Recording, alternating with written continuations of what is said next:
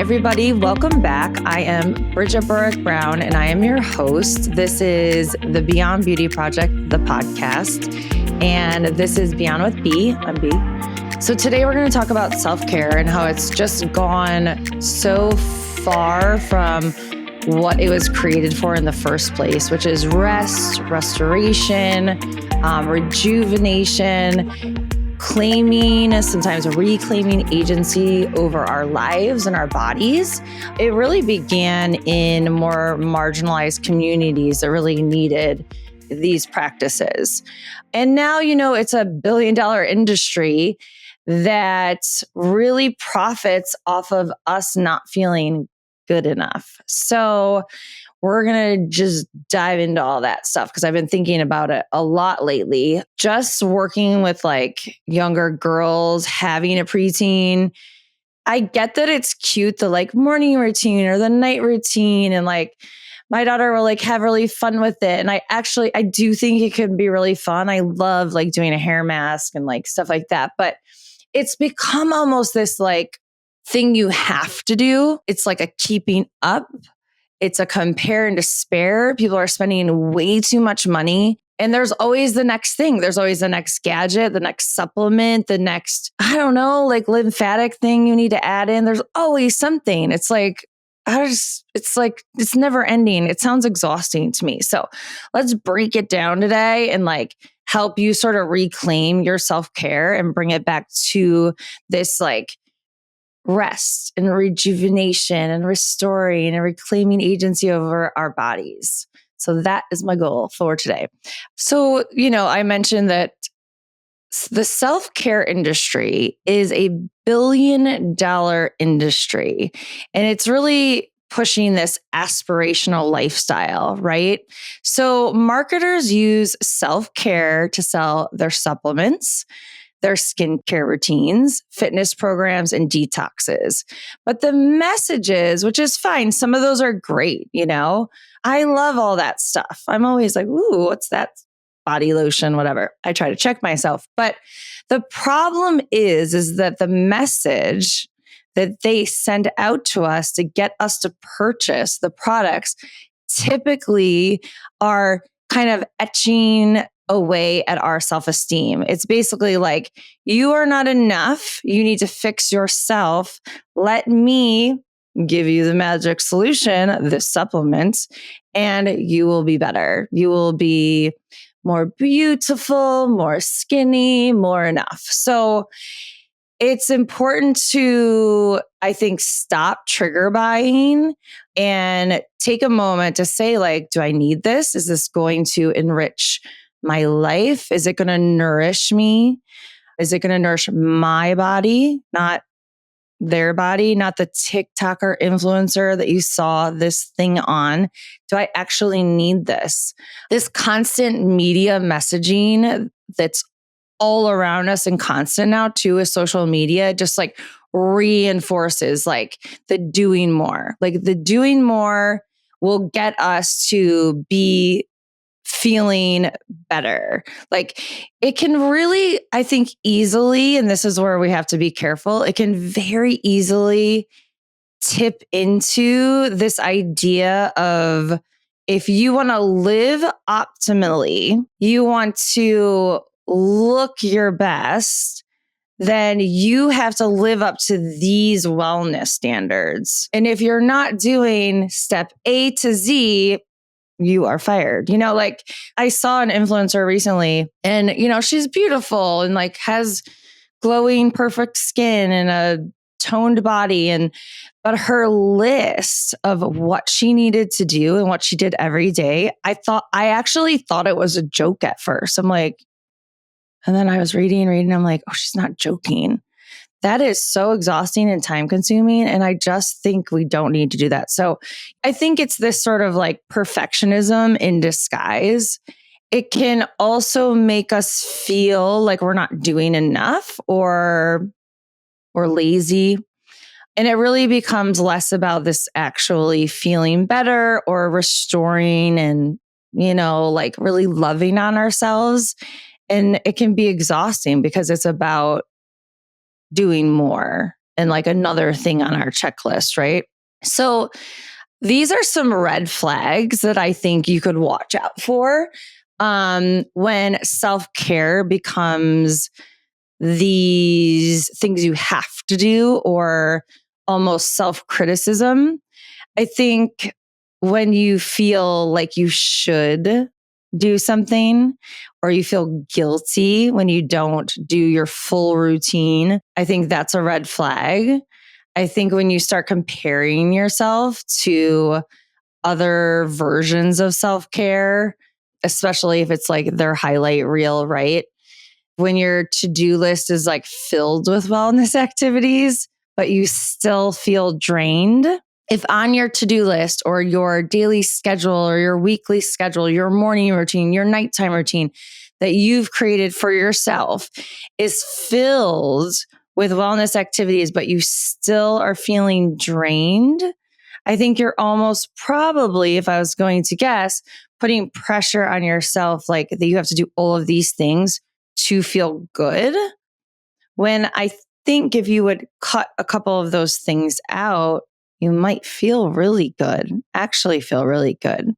So I think the shoulds, the guilts, the comparing yourself, I think the feeling drained and not being able to like sort of check off all those wellness to-dos.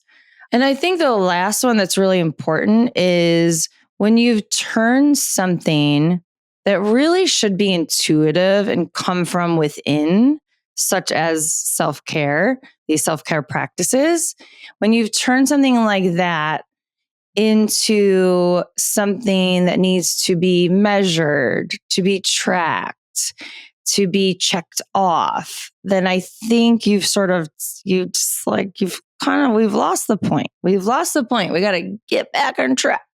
When we turn these things that should be intuitive, such as the self-care that we need, our bodies need, our self needs, into these things that need to be tracked or checked off the to-do list, we're really missing these moments of true self-care because we get detached from what our bodies, ourselves intuitively need, and we stop listening to that part of the equation.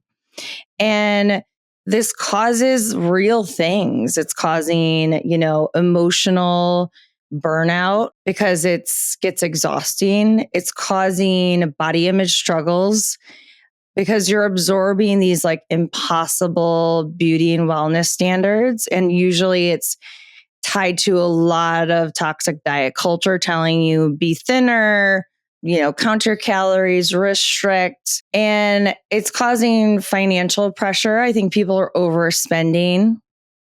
They always need the next product to feel like they're going to be good enough.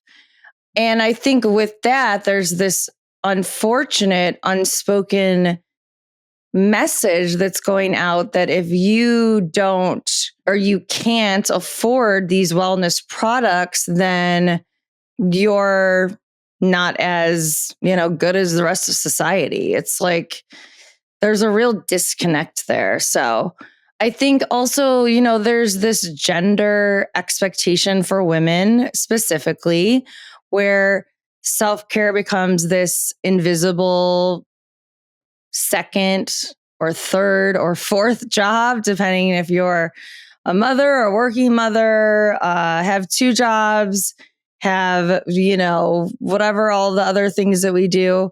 You're expected to look good. You better have glowing skin while you're doing it. And if you skip your wellness or your self-care, then you're lazy. You've let yourself go and you just don't care about yourself anymore. So there's a lot of judgment, I think, that's happening around this within different communities. And I have seen it. I've felt it. So basically, the moral of that story is it's not optimal. It's this quiet expectation that we all carry around us that gives us more work as women.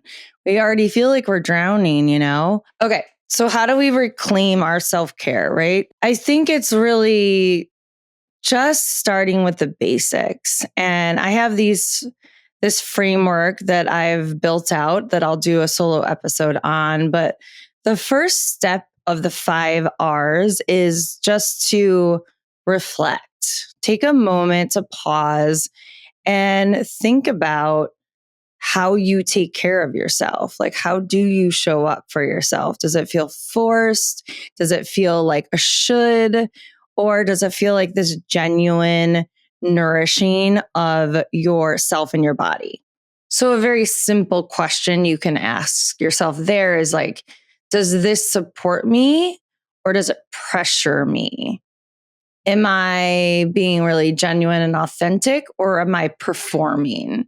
Because sometimes the hardest but best self-care is the toughest one. It's the saying no when maybe people will be disappointed. It's the taking the nap instead of pushing through and exhausting yourself. It's letting yourself cry in the shower, or eating what your body truly wants, not the latest diet, or, restricting because, you ate something bad the day before. And I think it's really pausing long enough to hear yourself, hear your intuition, and letting that guide you. Because oftentimes listening to our intuition and letting us guide us can be challenging until it becomes this practice that gets easier over time. Let self-care be simple. Let it be real. Let it be for you, and just start little by little asking yourselves these questions and see where what you thin out and what you add in. When you get up in the morning, you can ask yourself, like, what do I need today?